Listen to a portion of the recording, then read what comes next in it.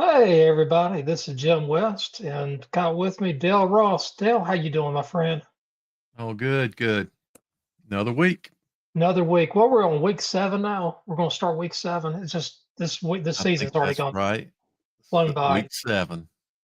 This Yeah, is, I think just about every team this week will play at least, if not their first, it's at least their second or third conference game. So we're in conference season right now, e which to me that's the meat of the season for a lot of the teams. exactly. I think maybe some teams may have entered conference play last week, but I believe this week we're all in on conference play. There may be some non-conference games for a team here and there, but yeah, we're now in what I consider to be the real part of the season. Exactly. It's a fun time for everybody. And so, Okay. uh, yeah, turn over to Oh, you. I'm sorry. Go ahead, Uh, Langston.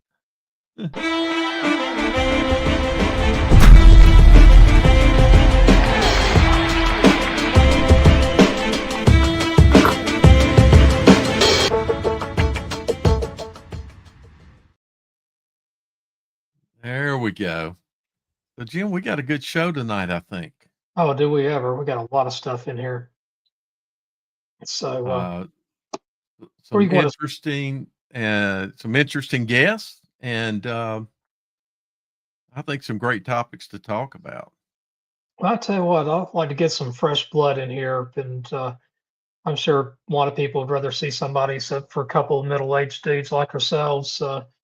Maybe we can go ahead and get some of our guests to come on. So, I know we got Yeah. some So pretty good one players of the between. things, exactly. So one of the things that I've wanted to see, and I know Sam has wanted to see, and Sam Johnson, unmute yourself, brother. Uh, One of the How things you I've doing? wanted to see is to let the big guys get more spotlight. And these two young men are hands in the dirt guys for West Charlotte. So I'm going to let each of you tell us your position. Tell everybody your name and your position. And Sam, we'll start with you. Yes, sir. My name is Sam Johnson. I go to West Charlotte High School. I play defensive tackle and defensive end. And how about your cohort? We can't hear you. You got you're muted. Looks like we lost him. So Sam, I think we've lost your our offensive lineman. So maybe I can ask you a few questions about the game this past Friday night.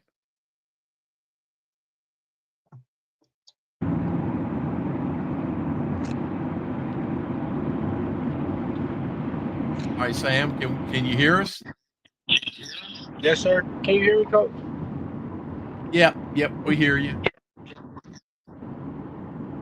And not, I don't have your. Looks like your teammate is not in with us on video, but I did see he just typed something. How about the game Friday night? Tell us from your perspective. You guys played a great defensive game. How did you Yes, sir. feel about your play Friday night? My personal play, I feel like I played good, but I could have played a little bit better. Going upfield a lot, but I made a lot of plays, tackles for losses, and just not playing selfish, just being there for everybody else on the team, just making plays in general. So you guys put a lot of pressure.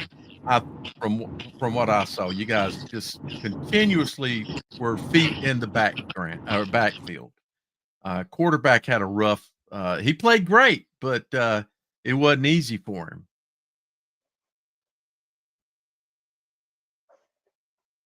You know. I was just looking at the video right now that we're on. And I'll tell you what, Sam, you are fat. I mean, I know you're big, but not only you're big, you're fat. Yes, sir. Thank you. I mean, it's like the quarterback or the running back has like some type of magnets, and you're just attracted to them. Yes, sir. Oh gosh, I would not want to get in front of you when you're trying to tackle the quarterback.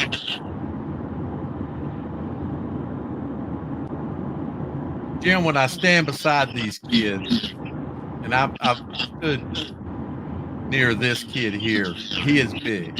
They're all big. They're strong, and as you can see, fast.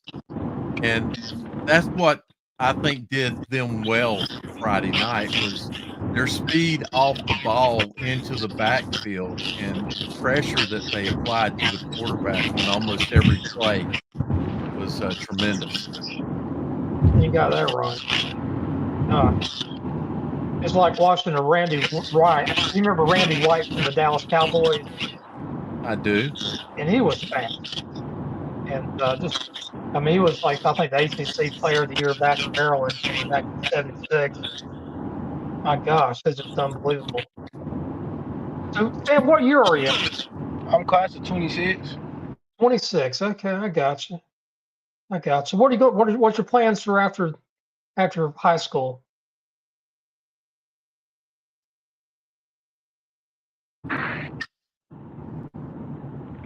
Mr. Broom, we got you.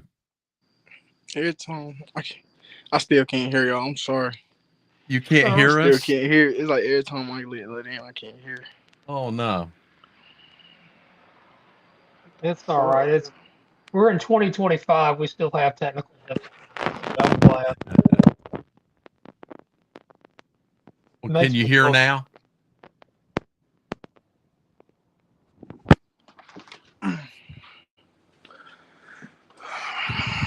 Because we can hear you. Yeah, so we can hear you. Let's see here. I'm just going to type in and maybe he can see this.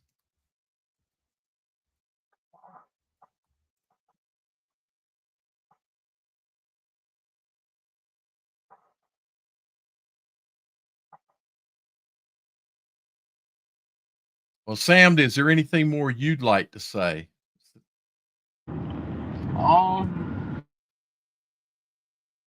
about your game this Friday night? You got a big game. Well, let's see if Jorquise, can you hear us now? Apparently not. Hey, I can't really hear, so I'm gonna just introduce myself. Jorquise Broom, class of 26, center, right tackle for West Charlotte. If y'all ask me what type of O-line I am, I like to play nasty. I think playing nasty is equivalent enough to the hand placement, to the technique, to everything, just holding another man up against his will. It's just something about that brings the excitement to the game for me. That's why I play it every day. Really, just about that too. Love seeing my guys shine, Jamari Nichols, Rakim, all them guys on my offense. I love them being able to showcase their talent while I do my job out front, blocking, giving them enough time to do whatever they need to do. And yeah, that's just it about me. And you can't hear us, is that right? Yeah, no response, so I guess he can't. Playing nasty. I do love that. You guys do play nasty on that offensive line. And you had a lot of great holes open up Friday night. Some big gains, too. There you go. Talk about your game with Independence. I think this game against Independence is going to be set is in the trenches. They got some guys over there in the trenches that play physical, play nice, strong. We got some guys over here that's ready to go to war. I think once we set the tone in the trenches, the game start rolling from there, just like with Mallard Creek, setting the tone in the trenches, punching them in the mouth, play after play. That's just what it's going to come down to. Us up front, getting it done. My brother Sam on the D-line, doing whatever you have to do to disrupt the quarterback, the running back, me on the offensive line, clearing gaps, pass protecting, whatever it's going to have to take.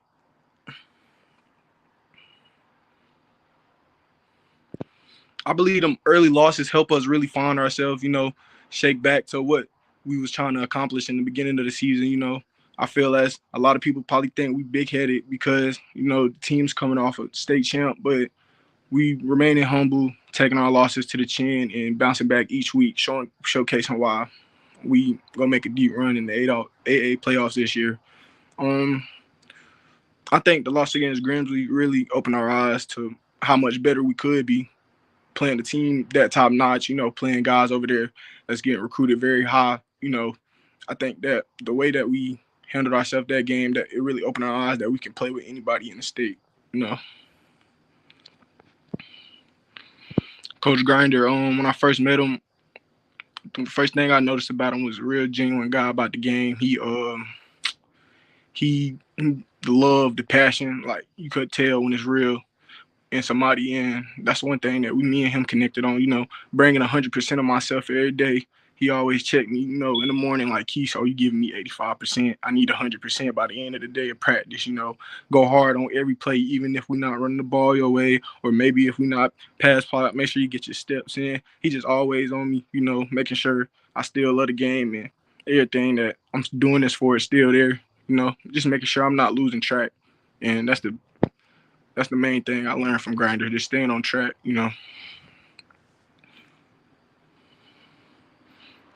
Man, if you ask Grinder this question, he'll tell you opposite, but that man is going down. He is going down. He's going down. What I asked there, folks, is can he beat Coach Griner on a board drill? Now, Coach Griner would tell us something totally different, but good job. Jim, you have any questions? Well, you know what? I just think it's just wonderful to have these two guys on here spending some time with a couple old guys like ourselves just to talk about football. Because, I'm just looking at the Clippers now. Both of you guys have so much talent. And not only that, you guys can mentor your underclassmen, about the West Charlotte way. I just want to wish you the best for the rest of the regular season. So, Sam, how you feel? We got to play some of the guys over there that we used to grow with, playing with. How you feel that we got to play them guys tomorrow? Friday night, like big conference game. Can hurt both of the teams if the loss come. How you feel about having to play guys that we grew up with playing? I feel like since we grew up with them, it's just gonna be even just more of a reason just to win. Bragging rights on the line, conference seed, the seeding on the line. So I just feel like this gonna be a very big game.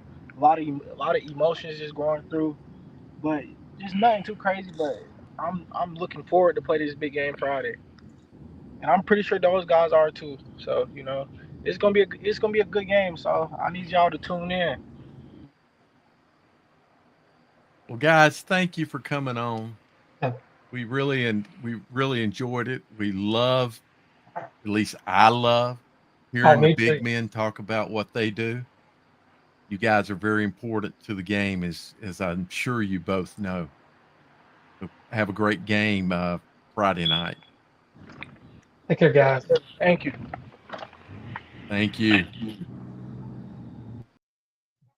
So let's get Coach Wright back on. Yeah.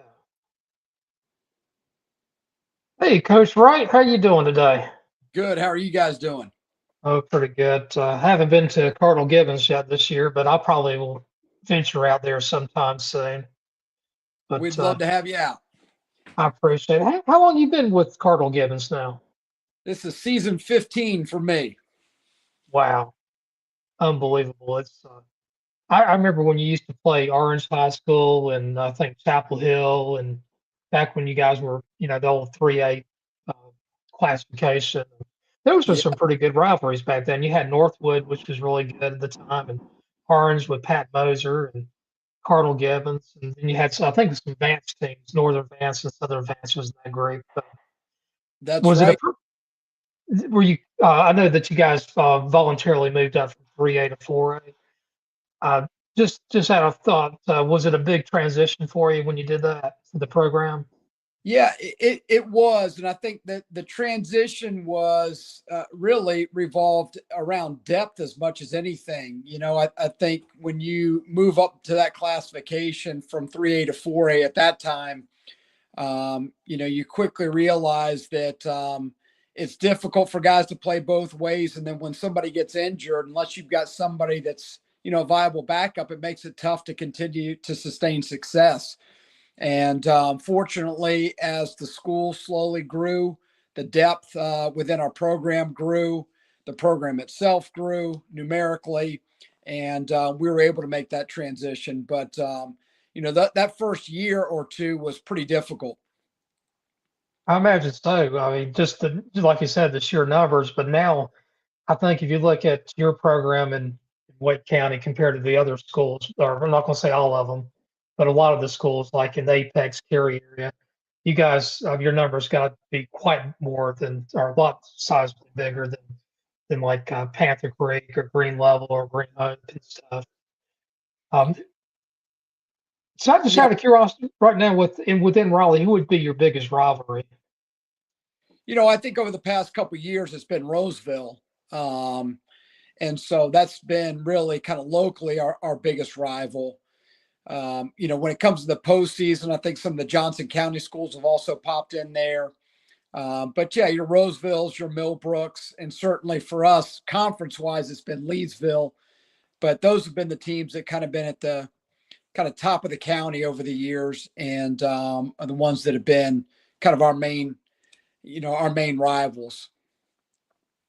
So, Gotcha. Coach, you guys last few years have played Charlotte schools to kick off the season. Was this an intent to make your schedule even tougher because you didn't pick, little league teams out of Charlotte? You guys are playing some of the better to best teams out of Charlotte. Yeah, I think our philosophy changed about, probably almost a decade ago. And I kind of shifted from, hey, let's schedule some teams where we can get some early success and kind of build some momentum for conference play. And I went from that mindset to let's play a playoff schedule to start the year, find out where our holes are, and use that to prepare ourselves for conference play and ultimately to see if we can't make a deep playoff run. And that change in philosophy has really paid dividends for us in the postseason. I looked at our guys this year and I told them first thing when we met in January, we're gonna put together a playoff schedule, and we're going to play the playoffs in weeks 1 through 5. We're going to play our conference play, and then we're going to turn around and play the playoffs again. And, our hope is that pays dividends as it has the past few years. So Yeah, I I was like just that looking philosophy. I was looking at Yeah. the 7A East. I'd say what, just like you said, Johnson County, you got Clayton, you got Cleveland. Even in Wake County, you got Gardner, Southeast Raleigh. I mean, it's going to be fun in the 7A East. I mean, whoever wins that out in 7A East is going to be battle tested. Oh, there's no question, and I think I'm not just saying this because we're in 7A, but I think the 7A classification itself, East and West, probably provides the deepest of the playoff fields. You've got quality teams on both sides, and you can make an argument that they run, 8 to 12 to 16 deep on both sides. Oh, I agree with you. I mean, in the East, I mean, I mentioned some of the schools in Wake County and Johnson County. You got Jack Brett, you got Newbern. I mean, you got some. I don't know if Page is going to go, if they will go east or west. I guess it depends on how the longitudinal lines go this year. But just a lot of good competition. Dale and I are also talking about that at 7A's. So many more teams in 7A than 8A that are going to be great. There's going to be a lot of fun in November, December. No question. No question. So Dale, I know you had a good question to ask. Yeah, so let's start with one of the questions that seems to be is one of the very important coaching concerns right now, and that's coach pay across the state. And would like to, you're a coach, you're maybe in a little bit different situation, but I'm sure you still have thoughts that would be productive for others to hear and may mirror the thoughts that other coaches have. So what are your thoughts on, coaches put a lot, I'm sure you put a lot of time in that even some of the parents don't realize how much time you invest into your program, into your kids. And a lot of it extends beyond X's and O's. And I don't think a lot of people understand that. So can we get your perspective on time involved and, money paid, et cetera? Yeah, no doubt. Here, I'm going to start actually by maybe dispelling a myth. Okay. I think there's an assumption oftentimes because Cardinal Gibbons is a private school. It plays in the Public School Association, for lack of a better term. But our teachers and our coaches are paid on Wake County's pay scale. So you can find out what I make by just going on Wake County's websites and looking up years of experience, and you'll find out probably exactly what I make. We count it a blessing at Cardinal Gibbons. We have finally gotten our teachers up to Wake County's pay scale, just about across the board. And so our staff, our teachers, we're paid on Wake County's pay scale. So if Wake County gets an increase, we get an increase. And so, this idea of coach pay, it does hit home. One, we work 80 plus hours a week during the season. Football coaches work year round. We start with our guys in January and hopefully are working with them through December in a state championship game. But I think the thing that, when people ask me this question, how can we better take care of our coaches, and for us specifically, our football coaches within North Carolina, but certainly our coaches overall?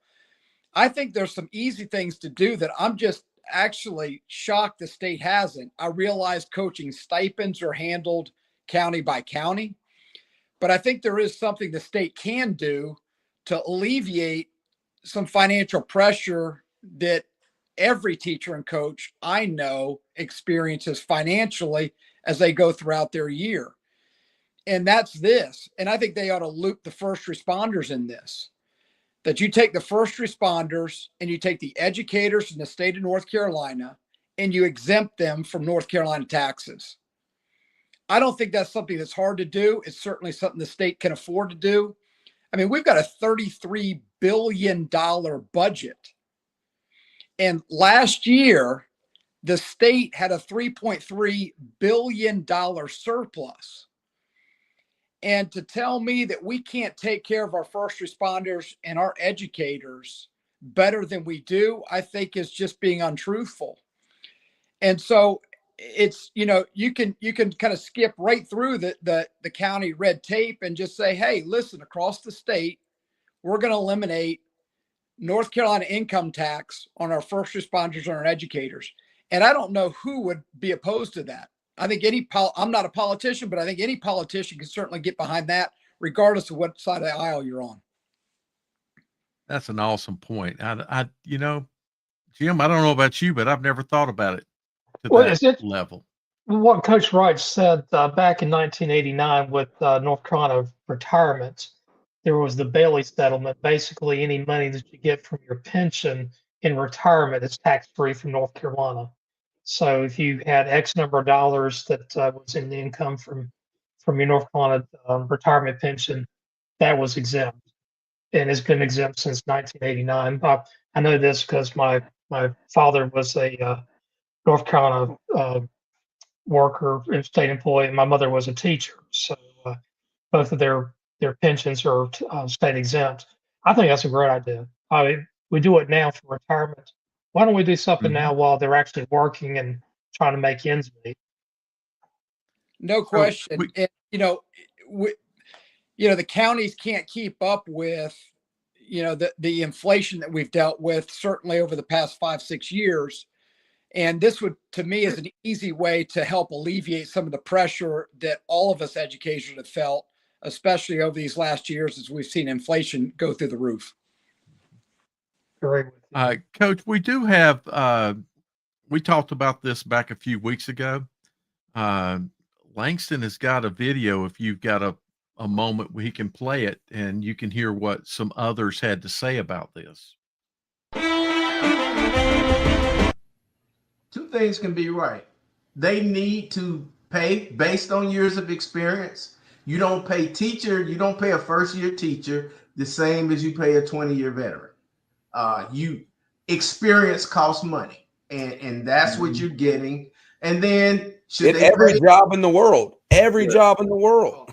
Yeah, no, I definitely agree with that. And we've all heard that analogy before. Like the plumber comes out and he bangs on the pipe and he's like, that'll be $50. The guy's like, for what? All you do is bang on the pipe. He's like, no, you're paying me for the 25 years I've spent learning where to bang on the pipe so I know where to do that. So, and I think that's where experience matters. Experience matters a lot because not only are you helping the kids out, now you're helping younger coaches out and you're developing coaching staffs where, hopefully these guys then go out and they get their own programs as well. But again, if you want to keep people long-term in the district, you've got to reward them for that. Yeah, without a doubt. Definitely needs to be 12 months. It's not even close. We need to be able to pay the coordinators at least 11 months as well because they're there longer. Any key holder has more responsibilities of being last man left or they're opening doors up earlier. There's a lot of things that go into it. So people on the outside that have other jobs, that's what you consider. They actually make more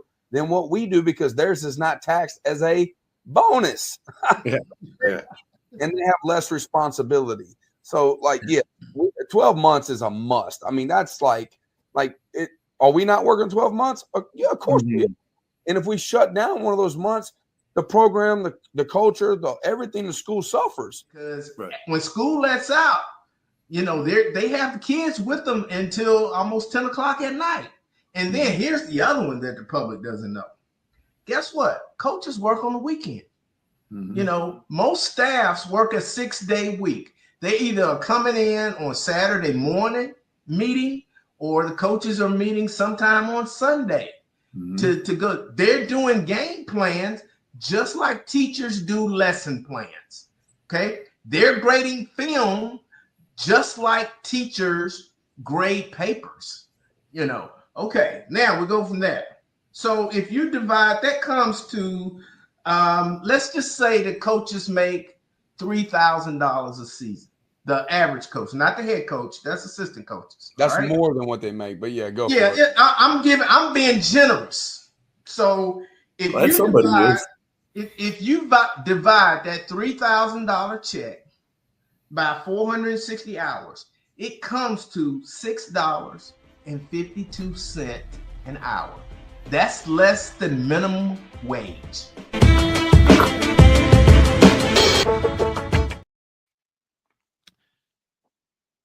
So, Coach, those were, I don't know if you recognized everybody that was there, but 2 head coaches, a former coach, and, of course, Chris Hughes. What do you think about what they had to say? Now, this was kind of geared towards what is happening in CMS, but this is reflected across the state. It is. And what our coaches are making, again, I'm just going to speak to the football coaching community, but what our football coaches are making per hour is criminal. And we cannot rely on, the coach is doing it for the love of the game and the love of the kids. That is true, but we've got to be able to properly compensate these guys, or we are going to continue to lose them to bordering states.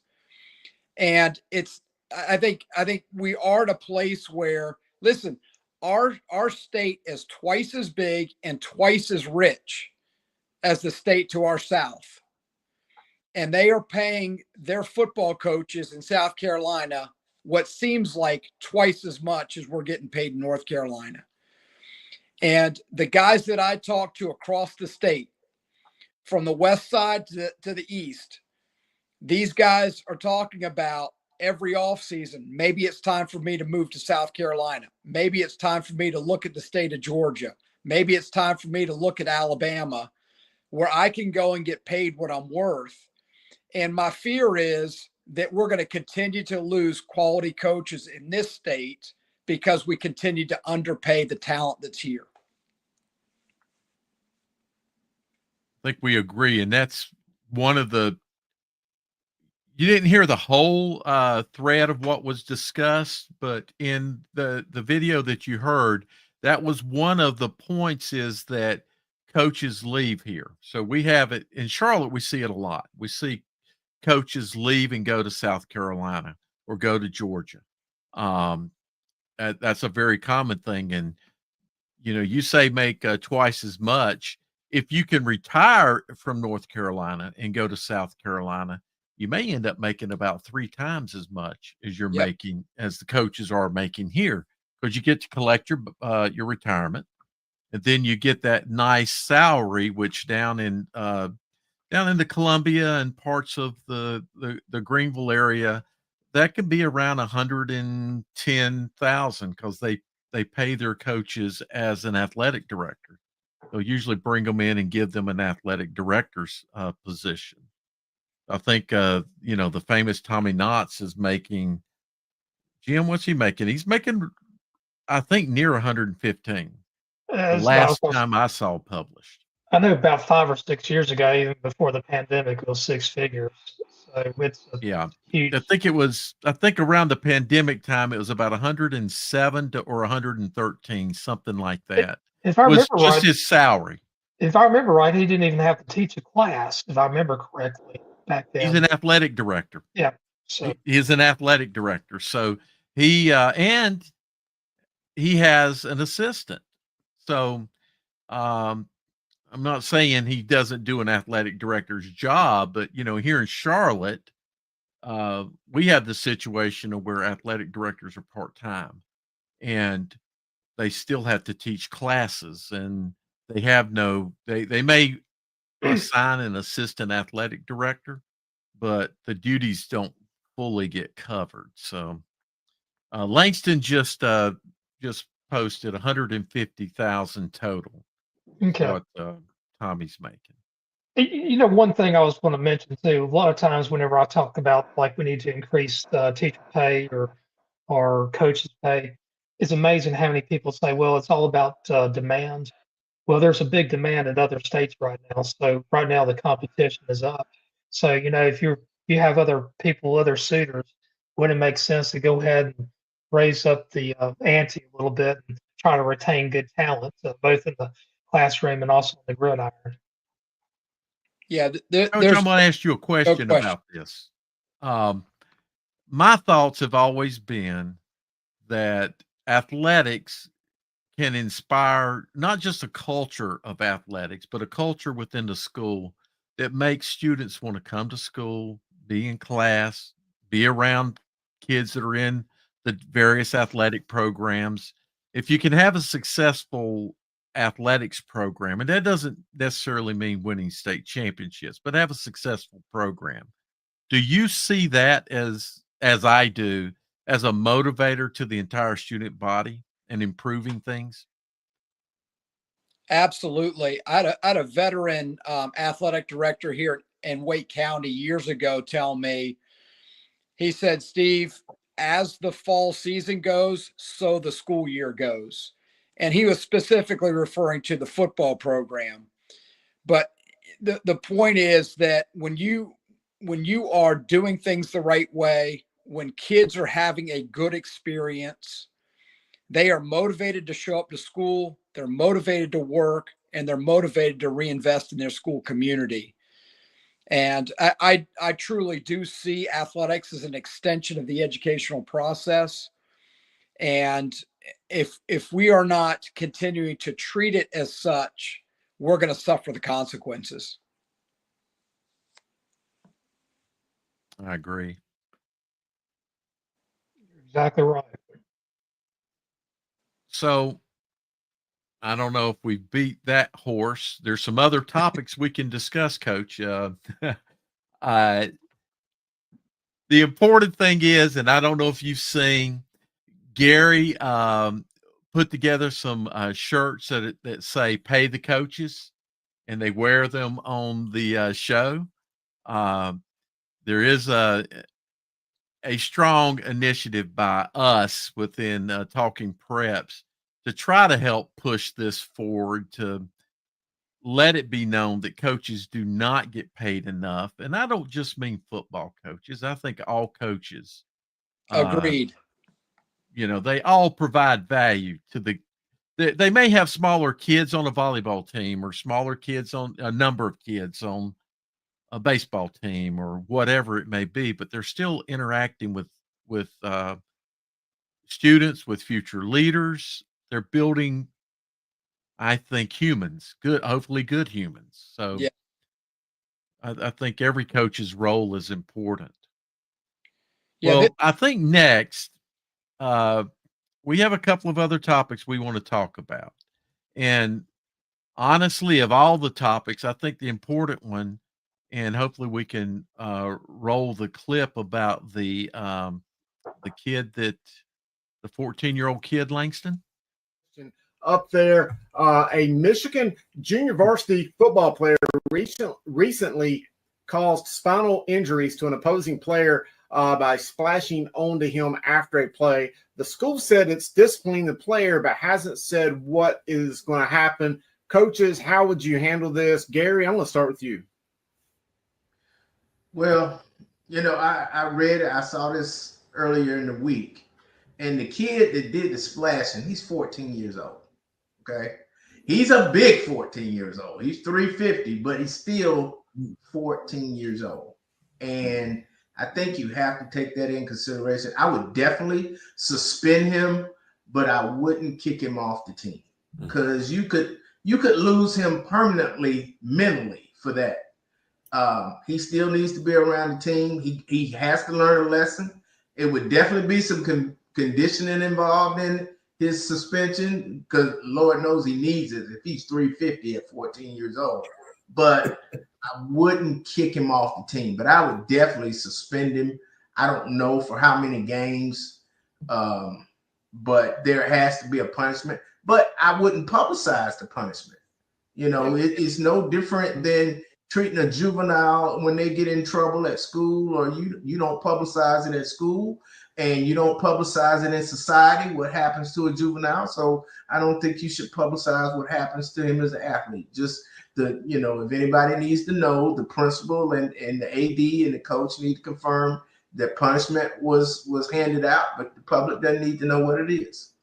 Coach Hales, how would you handle this?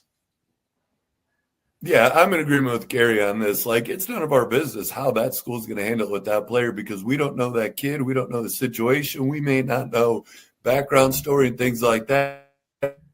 No matter what the school's going to say, half the people are going to be in favor of what they and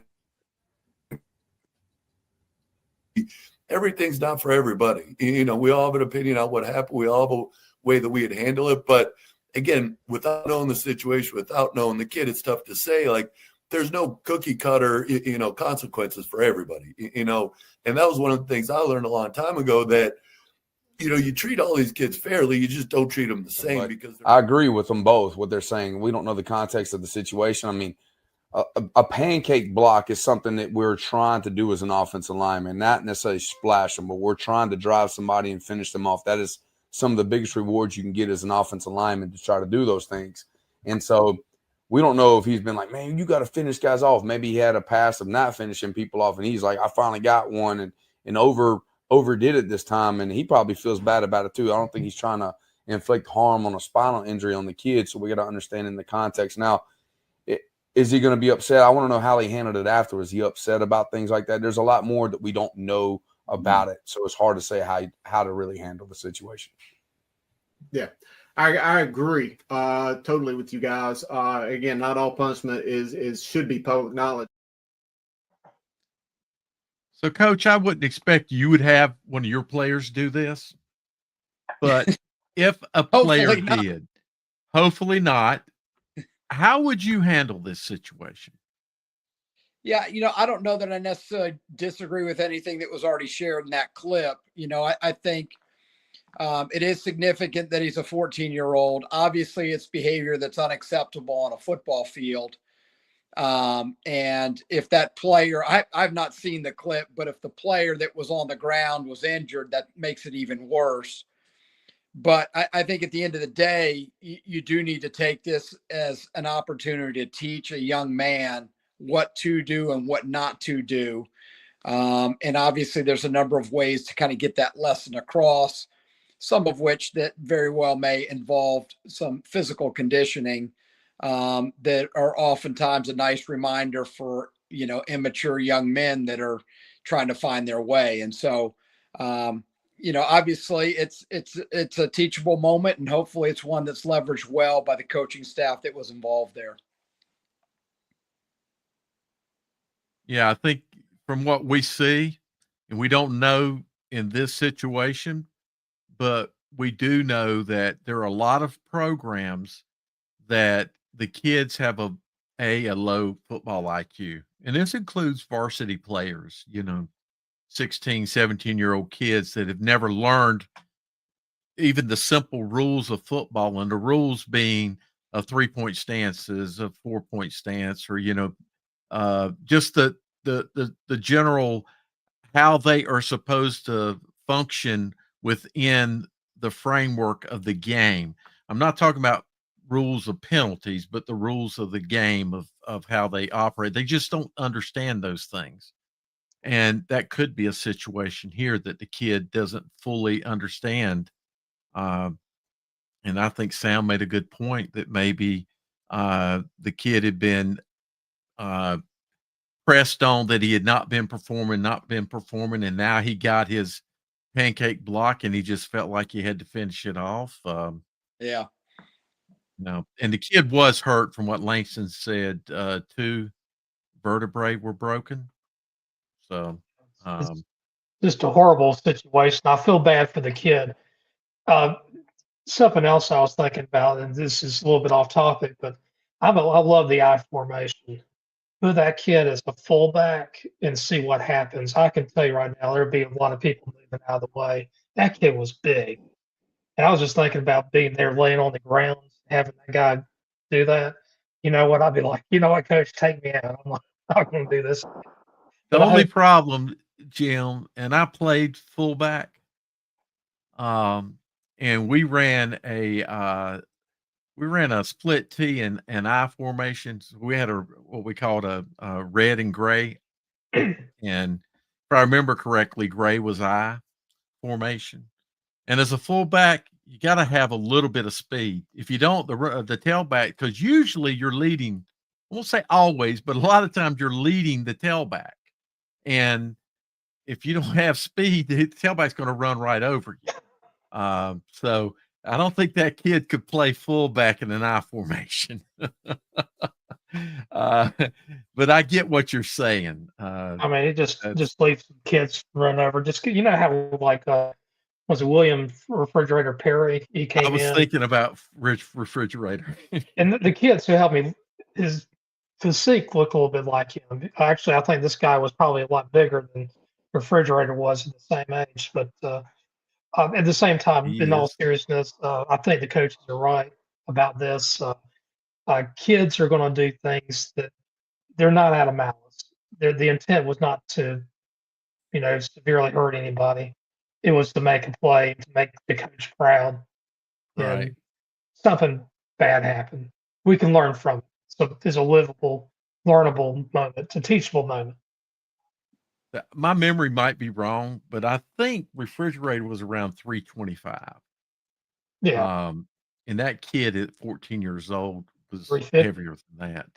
Yeah.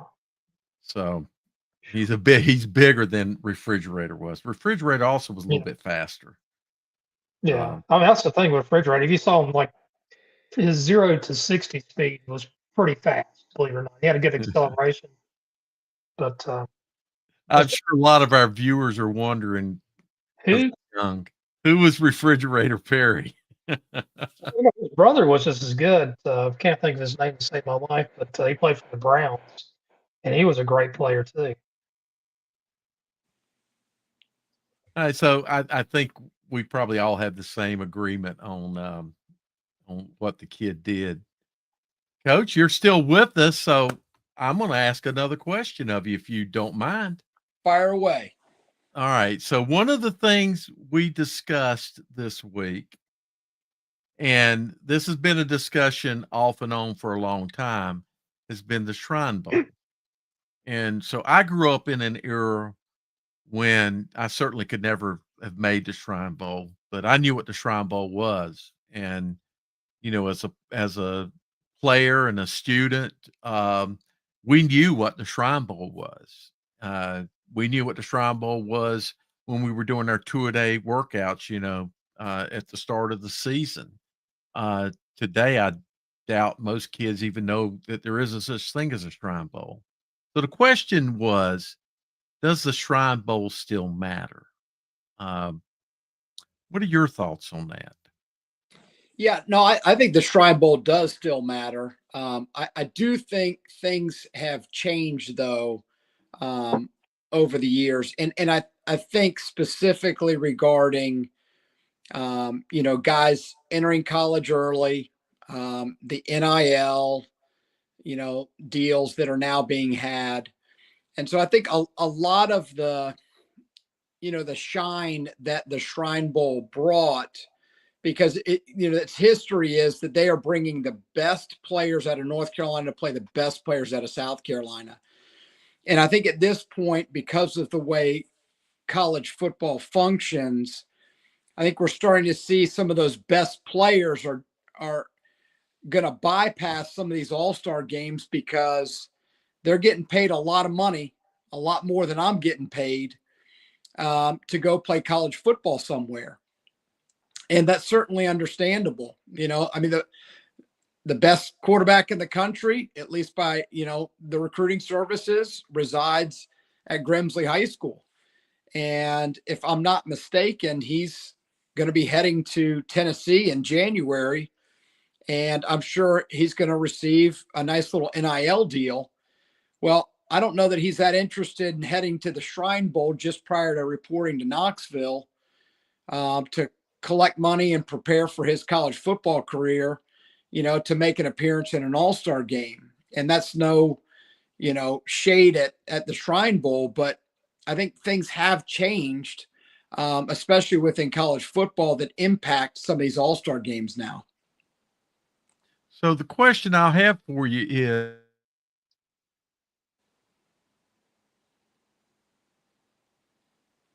I think Dale might have frozen. Dale, you there? yeah, I'm here. Okay, you froze up for a second. Do your kids know about the Shrine Bowl?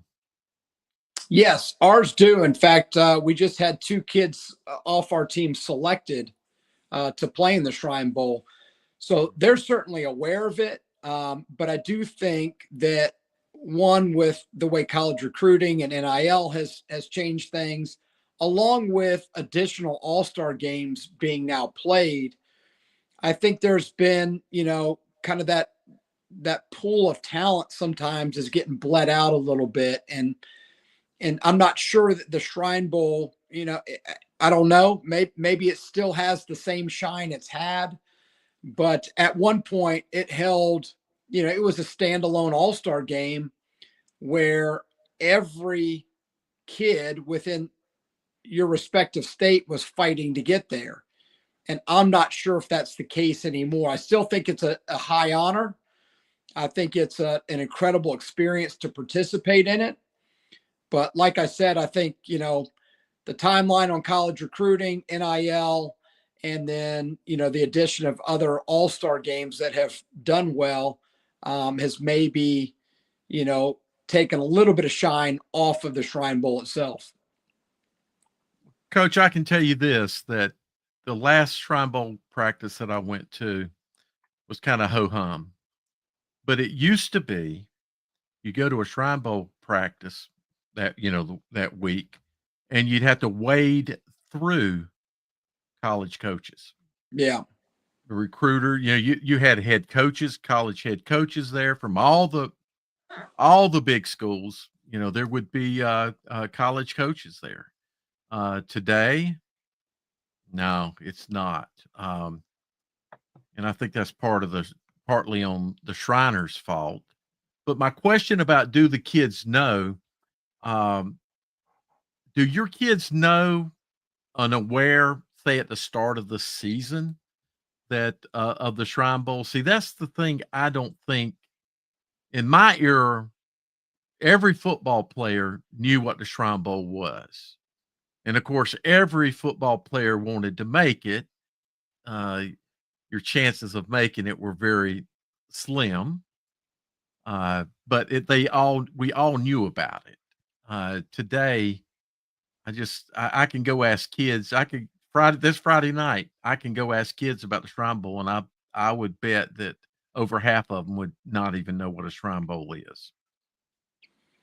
Yeah, I don't know that I disagree with you. I do think, and again, I don't know if this is, a miss on marketing or what, but I do think that kids aren't as aware of the Shrine Bowl itself as they have in the past.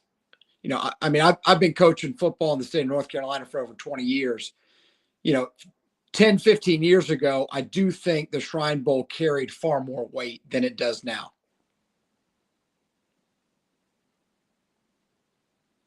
Well, my thoughts were on this, and we do have a clip, but I'm thinking it might be just add more time to this. And you've given actually the kind of the answers I thought you would give.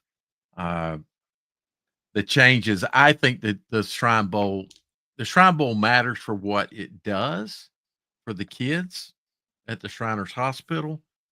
But it doesn't send the really bigger question about does it matters is to the broader public, to the broader emphasis of football. The various high schools. Do the high schools know about, and does it really matter? Coaches used to promote it. Now I don't even think coaches promote it to their kids at all. They don't talk to their kids about it. That's why I don't think kids know anything about it. Jim, Well, did you want to make a comment concerning does it matter? Well, the one thing I will say with our current Shrine Bowl, when's the last time was it played in North Carolina? Well, moving it out of Charlotte, that certainly when it moved from Charlotte, things changed. But it still stayed a prominent game. But it slowly started going down from there. But at the same time, Jim, the North Carolina and South Carolina Shriners split on it. Right. So losing the North Carolina Shriners from being a part of the Shrine Bowl, ultimately that's why the game moved. It wasn't because the Shriners Hospital is down, in Greenville, and they wanted to have the game there. Though the South Carolina Shriners did want it there, it was really better from a money point of view and publicity point of view to have the game in Charlotte. Right. And put them on a bus to go down to the hospital. That's what they did. They would take the players down, and they still did everything that they do now. Who knows? They may have done more. But I think that is an impact, Jim. Moving it out of Charlotte was I think a negative point for the Shrine Bowl. I mean, like Stephen, I guess you live in Wake County. I don't know if you live in Wake or another county. I live in Orange County. It's enough of a bear just to get down to Charlotte from where we live, going through that traffic, and then going even further, going to South Carolina. Sorry, guys. I think the Shriners. I think it's a very good service, very good mission. It's a right thing. It does matter. From a selfish standpoint, I'm not going to spend 3.5 to 4 hours going downstream and going back upstream. In I guess the middle of December, it's just not there for me. Yeah, you're talking about adding another 2 hours. Yeah, hour and a half to your trip. Right. 3 hours because it's you got to do a round trip. So right. You're talking about adding a lot to the families that would come down from the Triangle area. Right. Anywhere almost anywhere they're coming from. If they're coming even from the eastern. If I'm gonna go to South Carolina, I'm gonna have a fishing pole in my hand. So anyway. This think is funny. Raleigh to Spartanburg is like going to Egypt. That's true. Yeah. It really is. It's true. So I think those were the main questions I had. We're gonna talk about the playoff seeding. We want to wrap Yeah, up let's with do a that. Oh no, that's right. That's a very important thing. One more important thing is the playoff seeding, exactly, because I want your input. Yeah. The new format. What do you think about it? And yeah. Yeah, so the new format, I'm not necessarily opposed to, but I expressed a little frustration on X with a post in response to the statement that the North Carolina High School Athletic Association, along with the North Carolina Coaches Association, expressed over the weekend when they proposed that the football seeding would potentially not be done until noon on Monday, which to me is absolutely mind blowing. And my frustration rests in this: us football coaches, we work 80 plus hours a week between teaching and coaching. I typically, in the fall, I leave my house at 6:45. I get back at my house at about 8:15 or 8:30. Now, if it's a Thursday night, I may not be getting home until 9:30. And on Friday night, I don't get back until 1 a.m. We as a staff and as a team, we meet on Saturday mornings. So I'm at school on Saturday morning at 7:30, and I'm not getting out of there until 1:30. And that doesn't include all of the game planning that will continue to take place over Saturday and Sunday, virtually through huddle and watching film and breaking things down and putting the pen to paper for the actual game plan. But to think that they're going to tell us, listen, we'll release the brackets officially on Monday at noon, and then to expect us to be prepared for a Monday afternoon practice is absolutely absurd. I can't even comprehend. There cannot be somebody in that room that was making that decision that has actually coached high school football in this state or any other state for that fact. But 2 days, Coach. You need it's 2 days, don't you? It's absolutely mind blowing.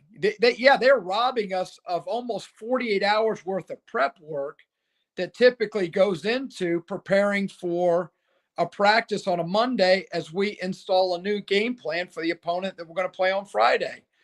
This is no shade at the soccer program, the baseball program, the volleyball program, the softball program, or anybody else.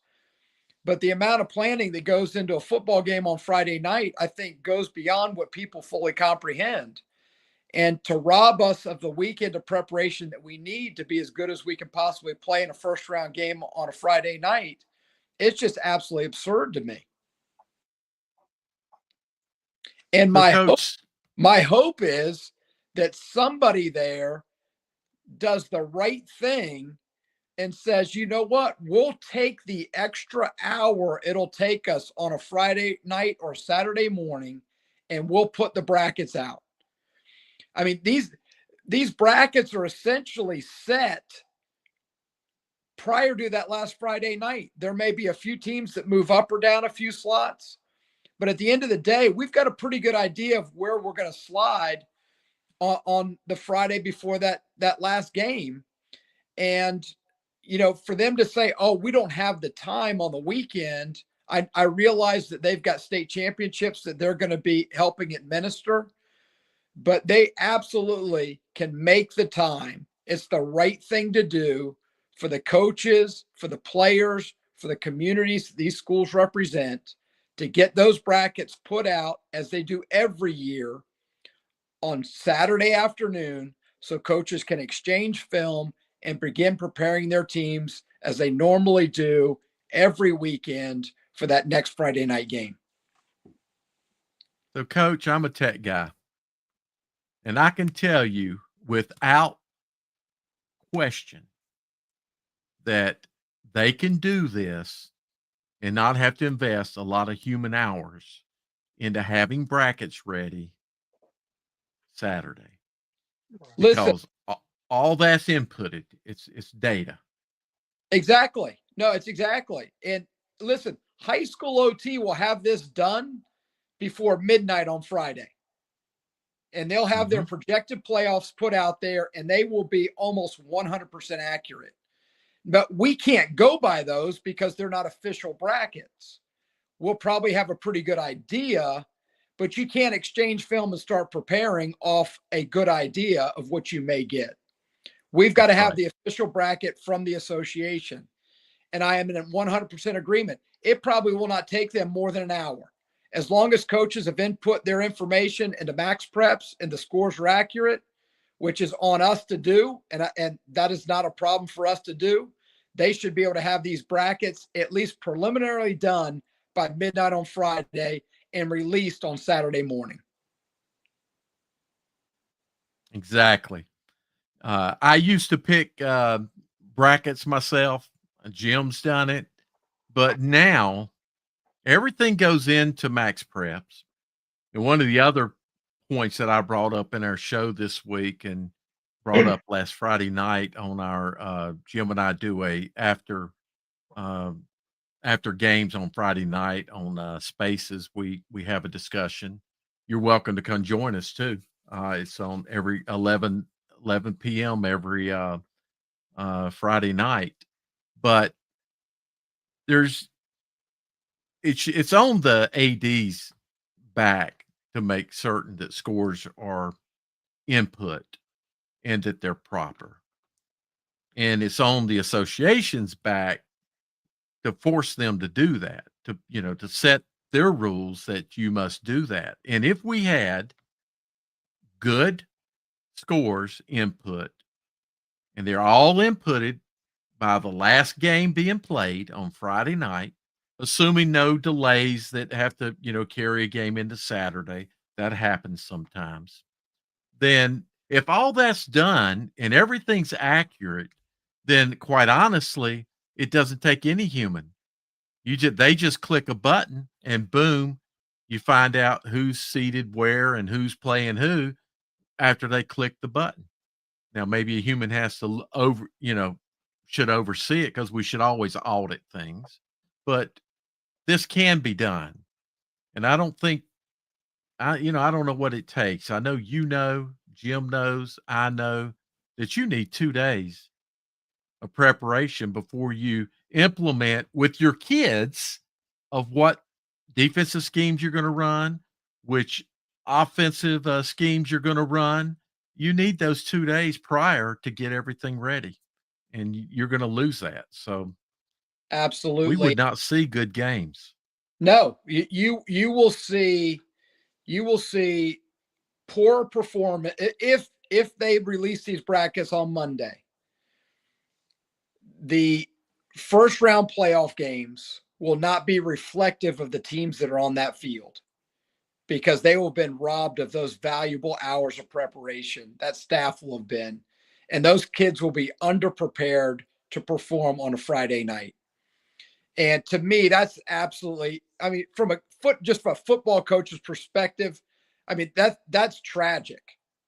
If you're just looking at this through the lens of football, it's tragic that you've got these guys that have been, we have been working with our kids since January and have poured in countless hours. And for them to potentially pull this stunt on the eve of playoff preparation, to me, is just unacceptable in the state of North Carolina. We got to push back. I agree with you. And that's something else I was going to mention. A lot of coaches are probably on that Friday are hoping, wishing, praying they'll get a first round bid or bye. Yeah. Right there, if you're in that safe zone, you got a little bit more to be able to excel. But if you're going to play that first round bid, that's just going to be a disaster. You're going to have all these people, the fans, second guessing you and your team. no, thank you. Yeah, and how tragic would it be if you've got some guy that ends up losing his job Right. because he had been robbed of a weekend of preparation, and they end up losing a game a fan base expected them to win, and it ends up costing him a job. I mean, again, I think we're all in agreement. I don't think the process is that difficult. The RPI is already set. It auto calculates once those scores are entered into max preps. And yeah, it just requires a human to basically check off and say, yep, we're good there. We're good there. This is where the east-west line is. And this is where everybody's going to fall. That's right. Yep. And even the east-west line is data. It'll do all that. Yeah. Right. Well, Coach, I really want to thank you for coming on. You are an awesome. Yeah. Thank you so much for all your time. Oh, I would absolutely. hope I you would appreciate come you back. on. Join us on a Friday night, and I'd love to have you come back. I think you're one of the best guests we've had on any of the Talking Prep stuff. Oh, I agree. Well, I appreciate it. Happy to jump on anytime. I appreciate what you guys do for high school sports and high school football in particular. And our hope is, that we continue to grow the game here in the great state of North Carolina, and we can keep our best coaches within our borders, and we can continue to see this game grow. Yeah, Thank we're you so with much, you. Coach. So we're going to have Chris.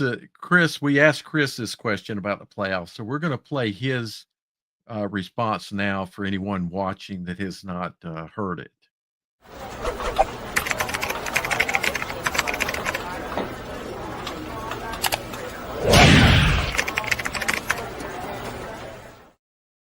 Now we're going to hear some thoughts from Chris on, I think, a very important topic that everyone will enjoy or want to know more about, and that's the NCHSAA's playoff format. Well, thanks, So, Dale. Chris. I'd like to get your thoughts on what do you think about this new format? Thanks, Dale. Yeah, I don't want to say that I'm in favor and I'm happy about it. I'm not just. I don't know. It's a loaded question. You and I've been around a long time. We can go back to the predetermined brackets where, the first place team of the Southwestern would play like the third place of the Western Piedmont or something like that.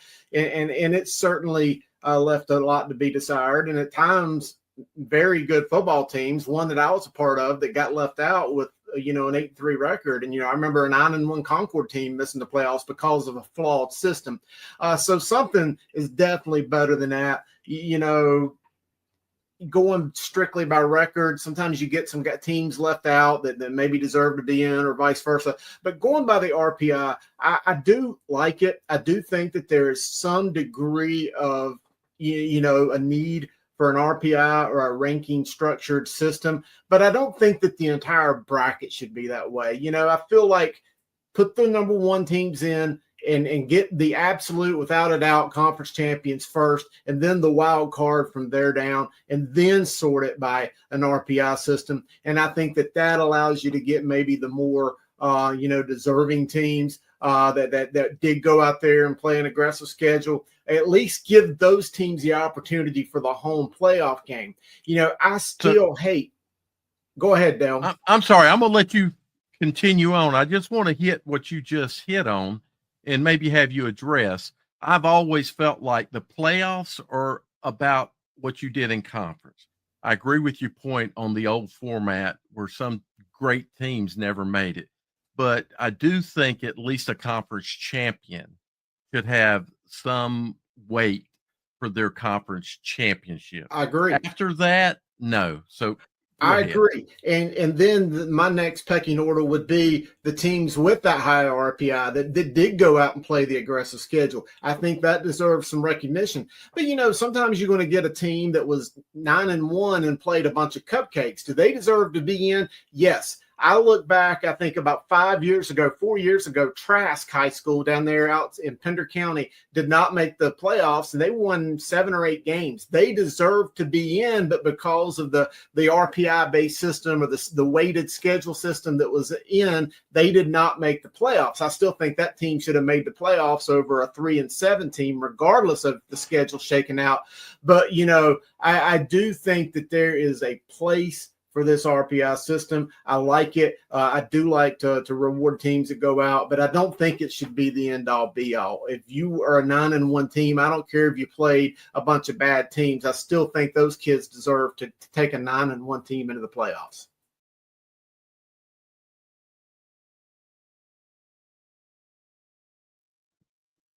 Chris made some good points, Jim. You've heard me long enough to know that I absolutely hated the way that we did playoffs way back. You know, you had well-deserving teams that didn't smell the playoffs because it wasn't that conference's time to send 2 teams. They could only send 1. Right. So this is better than that, but that doesn't mean that this is good. But it is better than what we had then. You know what we've done though is the association, they've evolved the playoffs forever. You know, back in 1972, you had all 4 classifications finally having a state championship at the same time. And, you know, from 73, 76, I think 4A, there was only 8 teams that were allowed in the playoffs. And then, you know, 77, 80, it was up to 16. And then 81, 84, you had this crazy system where you had Division I and then Division II playoffs that nobody liked. I mean, Division II was like playing the NIT tournament. And then 85, it finally went to 5 weeks of playoffs. You had 32 teams in 1A through 4A. And then you get to 2001, you had subdividing for the 1A, and then starting 2002 was subdividing for 2A, 3A, 4A. So instead of having 32 teams per classification, you had 62 teams in the playoffs. And for many years, or for several years, every team that was in 1A, if you fielded a football team, you were in the playoffs. Where are we now? Right now, I think we have 24 teams in the 1A. Every one of those teams will be eligible for the playoffs because there's just not enough teams to be left out. So to me, it's an experiment. For playoffs has always been experiments. I have no problem with that. Makes things interesting. If I had a gripe about the current system, and I know it's maybe a little bit, maybe not all the coaches are going to like this, but when 80% of the teams in the 7A get in the playoffs, there's 48 teams that are going to be in the playoffs out of 60. It means only 12 are being left out. To me, it makes me wonder if we got too many teams in the playoffs. I'd like to see that number cut back a little bit. Yeah, the biggest issue I have is that we're not weighting conference play enough. Right. Just like Chris, my thoughts are at least conference championship means something, and then RPI things. But we were going to cover. I don't know what Langston's going to throw up next for us. Let's see which one of these he throws up. Picks or standings? Picks.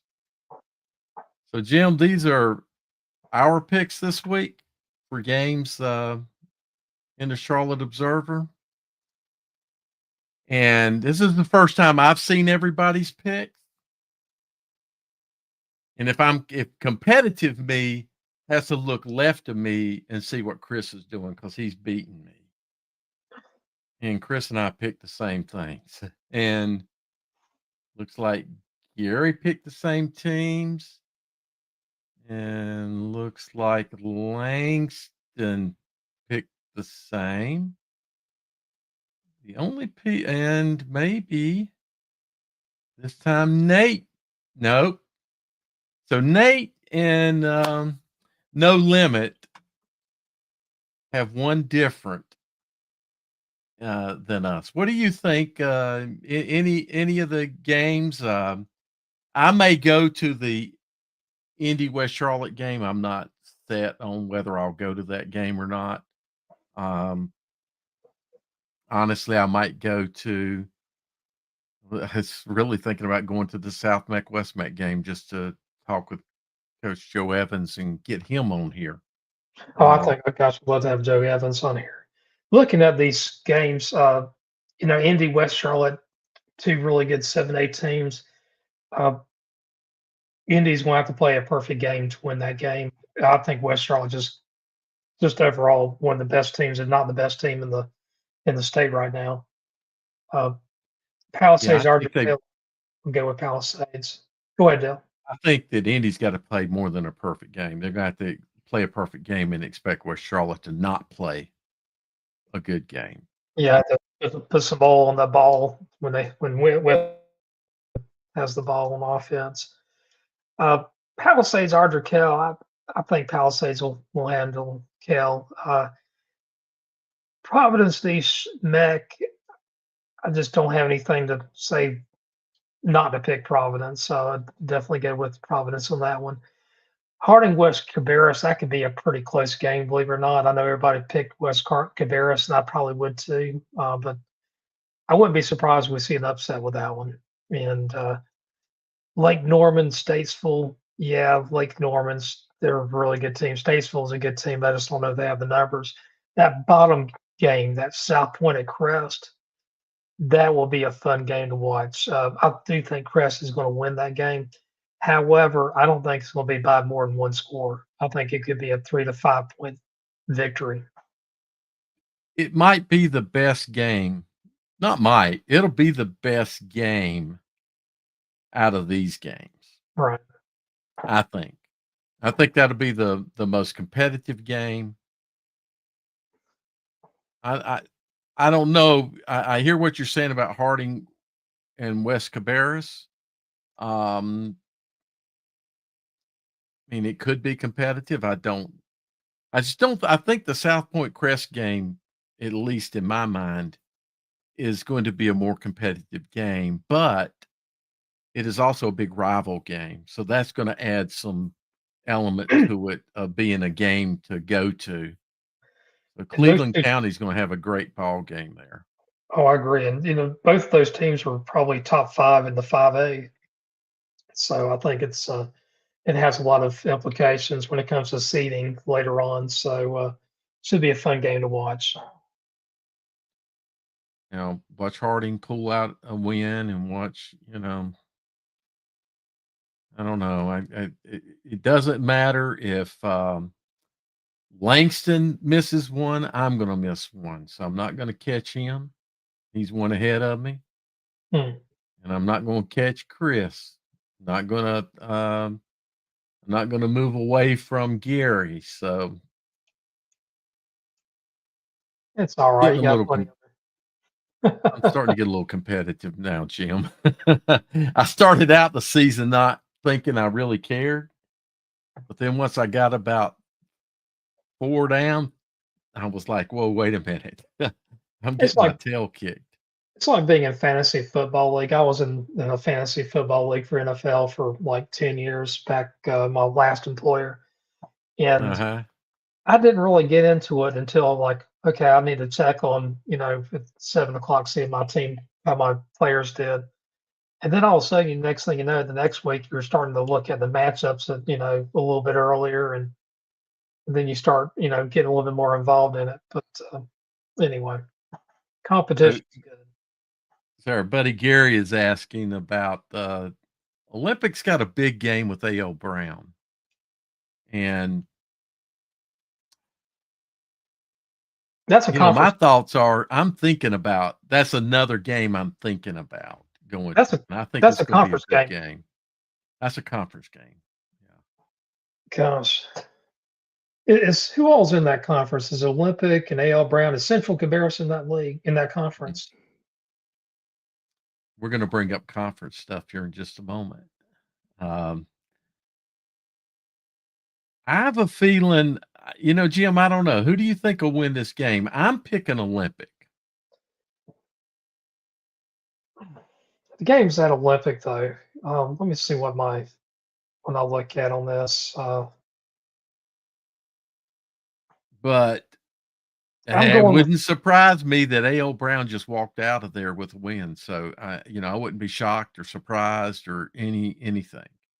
kind of give you an idea, Dale. In my rankings, A.L. Brown's a 7A team, and Olympic is a 6A. In 7A, I have A.L. Brown as the number 22 7A team, and in 6A, I have Olympic and number 18. If you look at those, I'm gonna say the number 22 team and the 7A would probably be between 15, 18, and the 6As.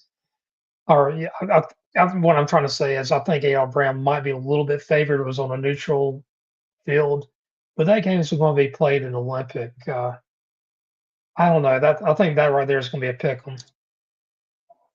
Yeah, it's going to be I think a close game, and like I say, I think it wouldn't surprise me if A.L. Brown walked out with a win. But I am picking. If it were on our pick'ems this week, I would have picked Olympic. Right. So Yeah, Gary, I don't know if that answers your question.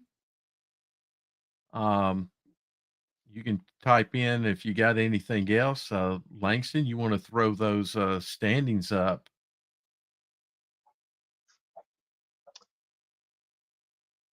Well, this is a Gehringer, look at these are based on the conferences that the Observer covers, Jim. okay. I gotcha. It's interesting that And you, Hopewell and Huff got a free game, or they're not playing this week. yeah, so Huff's the top of the conference, and I think Huff will finish atop the conference. I don't see that changing. The problem for South Mecklenburg is that now, they're going to have to play Huff and Myers Park, and they will play Huff in 2 weeks, not this Friday night, but the next Friday night. They play West Right. Meck this Friday night. So, good. Most likely, South Meck's going to be 6-1 when they face Huff. And man, that's going to be a tough ball game for South Mecklenburg. Right. I agree with you. I was looking at those things. I think South Meck will handle West Meck. I know you're a West Meck grad, but you probably agree with me on that. No, I'm picking South Meck to win that game. Yeah, that's Myers Park over Gardner or Gehringer, and West Charlotte over Indy, and then Mauer Creek will beat North Meck, I believe. I'm pretty confident of that. I'm kind of curious about that the point spread on that one. I would guess it'd be probably 2 to 3 scores, but I'm just Mallard wondering Creek and North Meck. Yeah, I wonder how Mallard Creek's going to bounce back from last week. They'll bounce back. I don't think they're going to have an emotional letdown. Nor do I believe that Independence is a trap game for West Charlotte. I don't believe any of those things that people are kind of tossing out there. Right. And we already talked about those first 2 games at the very top: Palisades at Aldrich Hill and Providence at East Meck. Going down, we kind of talked about A.L. Brown Olympic. You're taking A.L. Brown. I'll tell you what I'll do. I'll be the contrarian. I'll pick Olympic on that one. Central Well, I Cabarrus did had pick talked. Olympic. Oh, did you? You picked Olympic over A.L. Brown? No, yeah. If they were into pick'ems, I would pick Olympic. What I said was, I will not be either. Oh, There's no, I'll be levels. surprised. I will not be surprised. I will not be certainly not shocked. If I'm not surprised, I can't be shocked. Yeah. I'll not be surprised if A.L. Brown wins that game. Tell you what, the next game down Central Cabarrus at Cox Mill, that's going to be a pretty good one. I'm going to go with Donnie Kiefer in this game. I don't think Central Cabarrus will win that. Is that right? Harding's playing at West Meck. Thought we saw West Meck playing South. Who's South Meck playing? I thought South Meck was playing West Meck. Now Harding's playing West Cabarrus. West Cabarrus. Okay. I think that's right. Yeah, West Okay. Cabarrus. Supposed to be West Cabarrus. That's a That's typo. right. Yeah. Okay. We kind of talked about that. I wouldn't be surprised if Harding actually beat West Cabarrus. Hickory at Berry Academy. I'm gonna go with Hickory Ridge on that one. I think they'll handle Berry Academy. Yeah, yeah. Then private school, Latin and Providence Day and Country Day and Charlotte Christian. Again, you know, in that conference, Providence Day is the king. Yeah. Looking at that Southern Carolina 6A 7A conference. That's a really good conference. It is. It's a lot. What was that? Was it called the Rocky River when Catholic left the Queen City 3A, 4A, I think it was and called. went into the I think it was a Southern Piedmont. Southern Piedmont? So this is a lot. This is a lot of these teams were in that conference. At least those top teams were. Right. Well, Sun Valley and Porter Ridge and Charlotte Catholic and Marvin Ridge and Weddington were. I don't remember if Cuthbertson was. I think they were, but I don't think Piedmont was. Because Piedmont at the time was a 2A team. Right. I think Parkwood might have been in there at one time. Parkwood may have been the other team. That's right. That's some pretty good games. Cuthbertson at Sun Valley. I'm going with Sun Valley. Porter Ridge, I'll take over Piedmont. I'll take Weddington over Marvin Ridge. But, Yep. I'm just thinking about it just for pure fun. Those games would be fun to watch. I think that Cuthbertson and Sun Valley might be the best one of those three. I believe competitive wise, yes. Atmosphere wise, Weddington at Marvin Ridge could be, because that's a big rival game there. Right. So that's, I think, probably Weddington's biggest rival in Union County is Marvin Ridge. Right. Schools real close to each other. Then we got the North Piedmont. Okay. Pleasant, Monroe, West Stanley, Anson.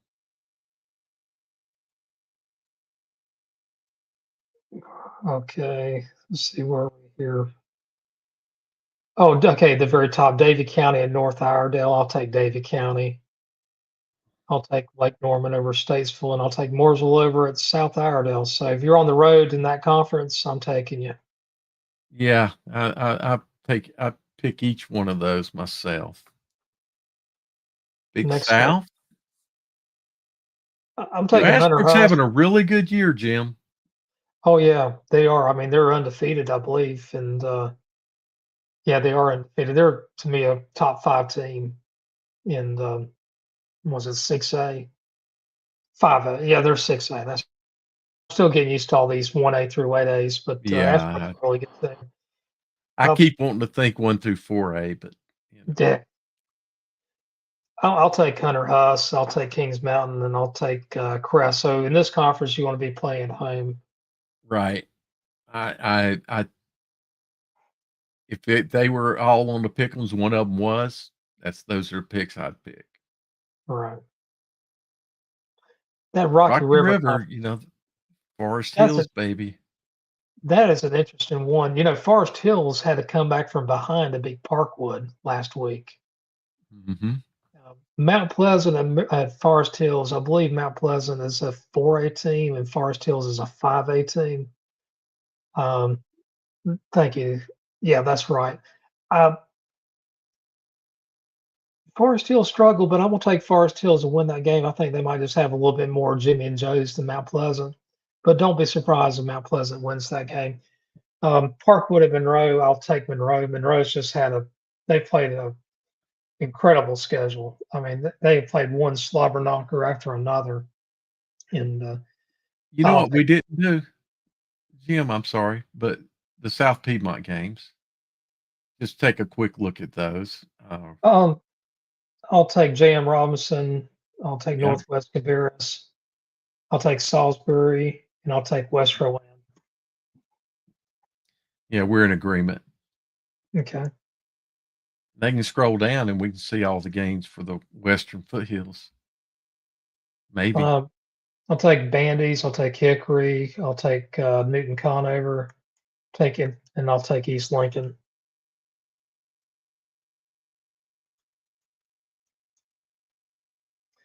And the next conference. Yeah, now this is kind of one of those conferences. I don't like these 3 classification conferences. Yeah, me neither. It's so hard to pick one. Lincolnton, I'll take Burns. Although that Burns Stuart Kramer is going to be a really good game. I'll take East Gaston, and I'll take West Lincoln. Yeah, I can agree with all those. Oh, next one I'll take Community School of Davison. I'll take Corvian, and I'll take Lincoln Charter just out of a whim.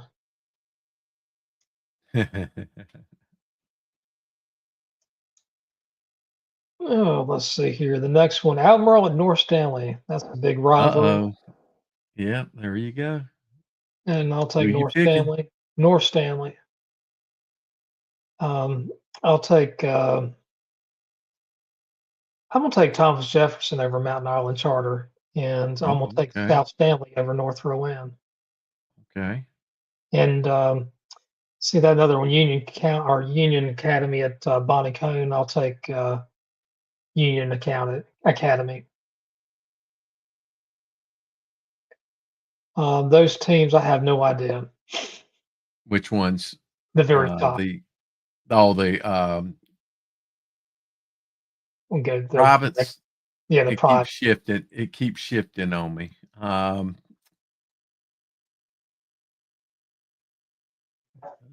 Day in Hickory Grove. I think I'd pick Hickory Grove there.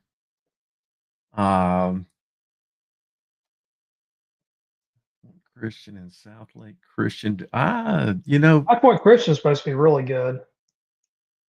I don't know enough about South Lake Christian. Really don't know enough about all of them, but I would probably pick High Point. Yeah, Raven Gap I know quite a bit about just because they're a great program. Right. They're playing somebody, I'm gonna pick them. Well, almost anybody. Of course, Yes, Providence Providence Day. Day. Yeah, this is Providence Day's year to really shine. It looks like. Okay. Country Day. I'd pick Charlotte Christian, I believe. I do not know anything about St. Louis Christian Brothers. I will pick Raven Gap. Yeah. Don't know anything about that program, but I think they're going to have to be pretty solid to be able to play a Raven Gap. Well, Dale, we've been talking for about an hour and a half now, so Yeah. I don't know if you have any closing thoughts. None other than those listening, coaches especially. I would like to do a better job of than what we did this week with our offensive and defensive linemen. But I really would like to recognize those guys, the big guys, the guys that eat a lot and make it happen. They're the ones that win the ball games for us. Running backs score the touchdowns, or receivers catch the passes, and quarterbacks. Those are all important. But the guys that you don't hear a lot about, tell us who they are on your team. Who could we maybe talk to and maybe highlight? Not maybe, we will. But really, that's my final thought as it is. There is a question here, matchup for Freedom and Watauga. That Jim, Watauga, Are they going to go undefeated again in the regular season and then stumble into playoffs? As far as this matchup between Freedom versus Watauga, I'll take Watauga probably by maybe 12, 15 points or so. I was going to say 3 scores. But... You gonna say 3 scores? Well, I thought you might say 3 scores, and I wouldn't disagree with it. Freedom Yeah. can score a lot of points. So they're the team that racked up 75 points against AC Reynolds. Mm-hmm. So Freedom knows how to score. I think both those teams are going to have really good, high-powered offense, but I'll take Watauga.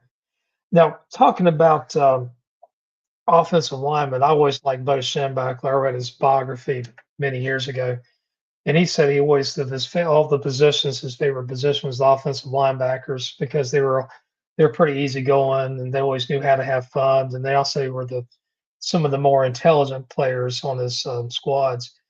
And every year that he always wanted to have his offensive linemen weigh a certain amount, and they found ways to tip the scales by putting some type of magnet under the scale.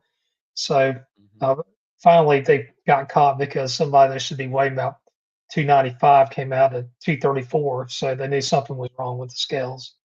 So those guys in the trenches are so important. There we go. I think I thought it was a good show, Jim. I think so too.